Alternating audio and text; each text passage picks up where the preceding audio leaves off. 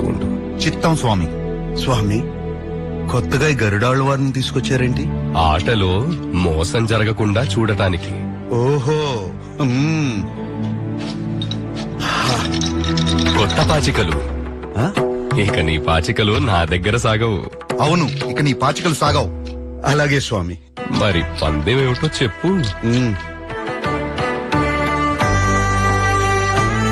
ఇది మా అమ్మగారు మీకు పెళ్లి కానుక్క ఇచ్చిన ఉంగరం. ఆహా, దీనికి వెల కట్టలేం. ఇది నా పందెం. మరి పందెంగా మీరేం పెడతారో? మా ఒంటి మీద ఉన్న నగలన్నీ.